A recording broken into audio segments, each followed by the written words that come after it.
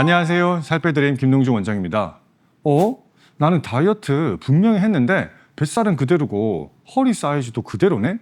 심지어 나는 다이어트도 안 했고 체중도 그대로인데 내 뱃살은 왜 점점 더 나올까? 다이어트를 하시다 보면 한 번쯤 이런 고민 또는 이야기를 들어보셨을 겁니다. 여러분들도 다이어트를 하고 계시지만 또는 체중은 이미 감량이 끝났지만 친구들을 만나서 식사를 하러 가면 앉았을 때 벨트를 풀고 싶어지시나요? 이럴 때 아마도 이런 생각 하셨을 거예요.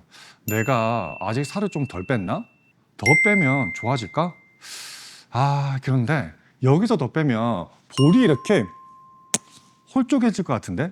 이런 생각 하셨죠? 인바디 이상 체중이 표준 체중까지 내려오셨다면 이건 살을 더 빼야 하는 게 아닙니다.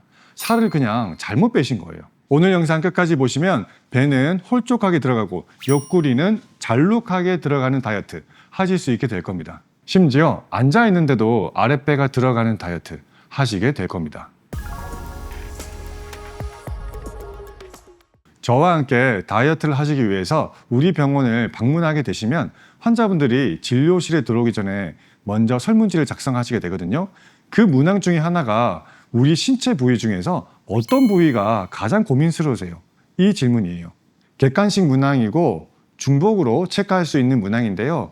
대표적으로는 배, 그리고 팔뚝살, 그리고 허벅지, 엉덩이 이런 부분들이 적혀 있는데 항상 빠지지 않는 것이 바로 뱃살입니다. 그래서 제가 이 설문지를 환자분들과 같이 보면서 항상 말씀드리는 것이 제가 안내하는 대로만 잘 따라오시면 뱃살 위주로 살 빼실 수 있도록 도와드릴게요. 이렇게요. 제가 이렇게 말씀드리면 요즘 환자분들은 워낙 똑똑하시잖아요. 바로 뭐라고 말씀하시냐면 아니 원장님 우리 몸에 이 지방이라는 것은 동시에 빠지거나 찌는 것이 아닌가요? 라고 반문하시거든요. 여러분들은 어떻게 생각하세요? 이 말이 그냥 그대로 사실이라면 뱃살 위주로 살 빼는 건 불가능하잖아요. 자, 근데 사실은 이 말이 반은 맞고 반은 틀립니다. 우선 반이 맞는 것은 어떤 것이 맞냐면요. 지방이 찌기 시작하거나 빠질 때 동시에 변화하는 것은 맞습니다. 하지만 반은 틀렸는데요. 어떤 부분이 틀렸냐면 동시에 변화하기는 하지만 우리 신체 부위별로 그 변화 속도나 변화 폭이 다르다는 거예요. 자, 제가 예를 한번 들어드릴게요. 이게 우리의 머리고 이게 몸통이라고 가정했을 때 여러분들이 뱃살만 빼고 싶다고 두부 자르듯이 이렇게 감량하는 것은 불가능해요. 하지만 어떤 것은 가능하냐면요.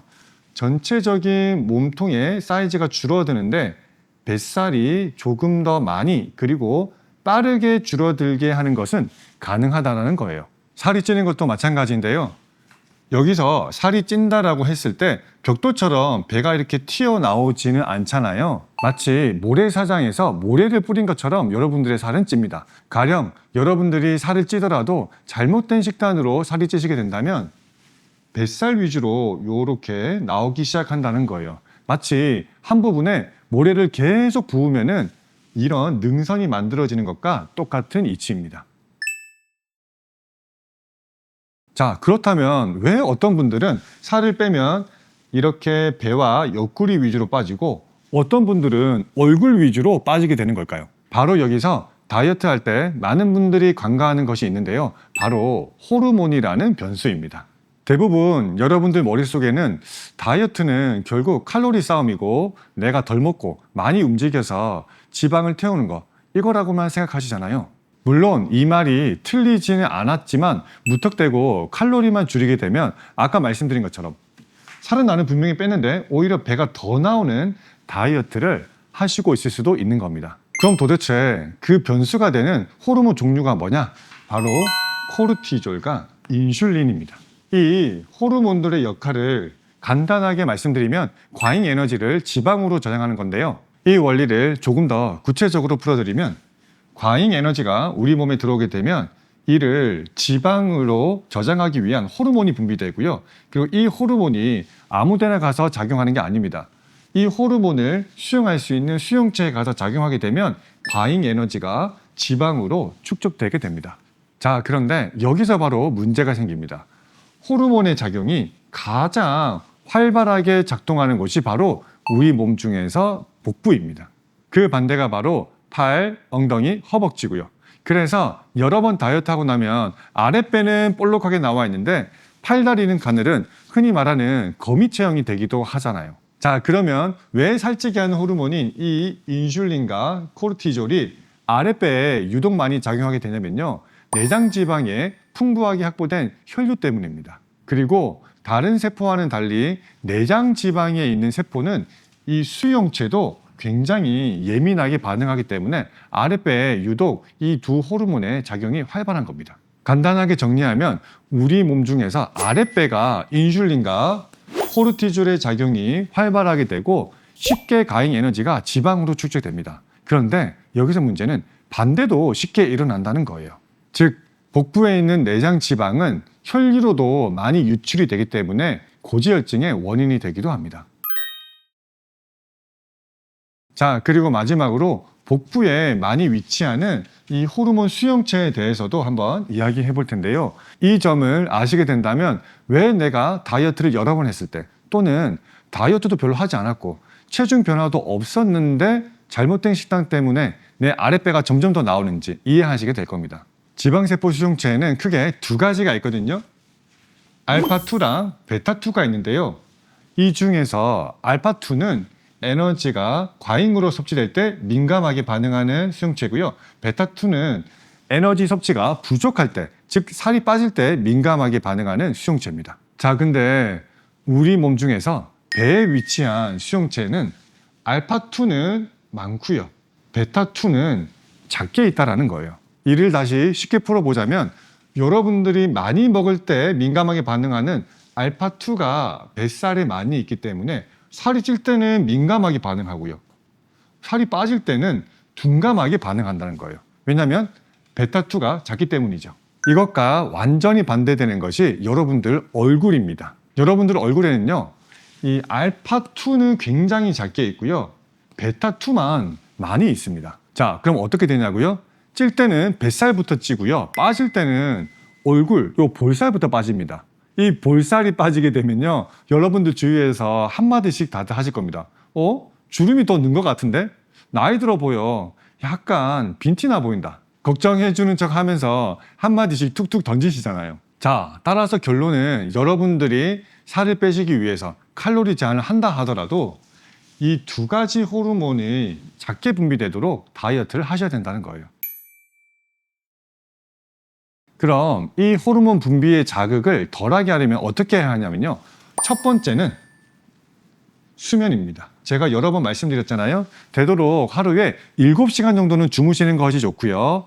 빠르면 10시 반에서 11시, 늦어도 12시부터는 수면을 시작하시는 것이 좋습니다. 두 번째는 공복을 잘 관리하시는 것이 좋은데요. 이 내용도 많은 분들이 잘못 알고 계십니다. 공복 시간이 길면 길수록 지방이 타서 다이어트에 유리하다. 이렇게 알고 계시거든요. 자, 그런데 제가 칠판에 뭐라고 적어놨나요? 이 관리라고 적어놨잖아요.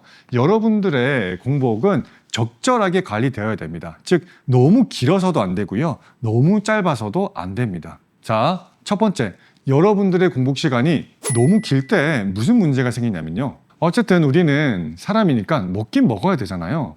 그렇다면 공복 시간 뒤에는 무조건 뭔가를 먹게 되어 있습니다. 그런데 공복 시간이 길면 길수록 무언가가 들어갔을 때 인슐린이 굉장히 많이 나오고요. 그리고 또 하나, 공복 시간이 길어졌을 때 우리 몸은 스트레스 상황이라고 받아들이게 됩니다. 따라서 코르티졸도 많이 나오게 되는 것이죠. 반대로 공복 시간이 너무 짧은 경우도 문제가 되는데요. 가령 이런 겁니다.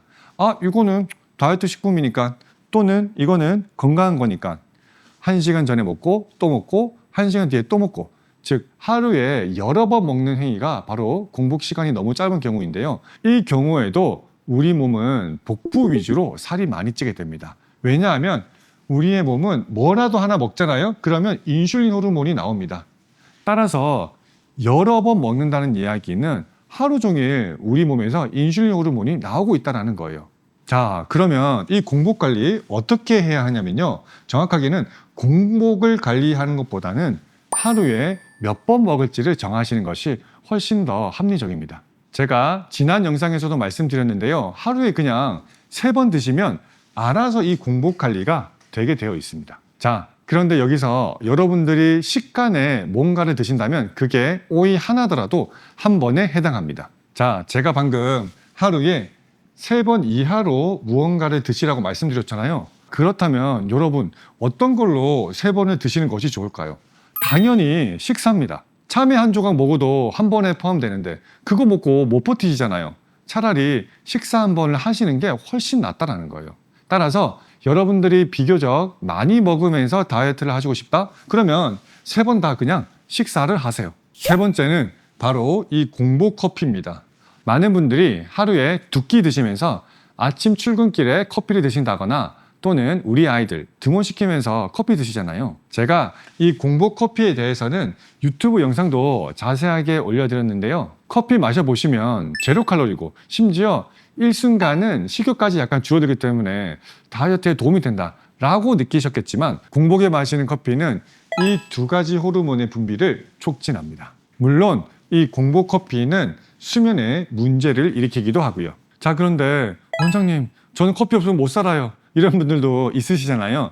이런 분들께는 제가 대안을 하나 드리자면 공복 커피가 더 문제거든요. 차라리 아침 식사를 적당하게 하시고 그 직후에 커피를 마시는 것이 훨씬 더 낫습니다. 자, 여러분 칼로리만 줄이고 호르몬은 신경 쓰지 않는 다이어트의 한계 이제 잘 아시겠죠? 제가 지금부터 말씀드릴 4가지를 체크해 보시면 내가 다이어트를 잘하고 있는지 아니면 그냥 살만 빼고 있는지 아시게 될 겁니다. 자, 말씀드릴게요. 분명히 살은 빠졌는데 허리 사이즈나 바지 사이즈는 별로 안 줄어드신 분들, 그리고 살을 뺐더니 볼이 확 패이신 분들, 3번째는 키 대비 체중은 많이 나가지도 않는데 여전히 인바디를 재보면 내장 지방은 많게 나오시는 분들, 4번째는 건강검진을 하셨을 때 체중은 표준으로 나오지만 고지혈증이 나오시는 분들입니다. 이분들은 다이어트 하실 때 칼로리도 신경 쓰기는 쓰셔야 하지만 호르몬을 반드시 챙겨야 한다는 거예요. 그래야 체중도 줄고 체형이 바뀌는 다이어트를 하시게 될 겁니다. 심지어 이렇게 다이어트 하시면 내장 지방이 줄어들어서 고지혈증도 많이 좋아지시거나 예방되실 겁니다. 다음 영상에서는 여러분들이 가장 답답하셨던 거, 다이어트 그래 뭐 식단이지 알기는 다 알아. 심지어 나는 살 빼기에 적합한 식단도 알고 있어. 근데 문제는 뭐예요? 이 식단은 지속하지 못하시잖아요. 이 이유와 해결책에 대해서는 알려드릴 테니까요. 더 이상 자책하지 마세요. 이 영상 보고 싶으시다면 구독과 좋아요 부탁드리고요. 구독과 좋아요 부족하면 다음 영상은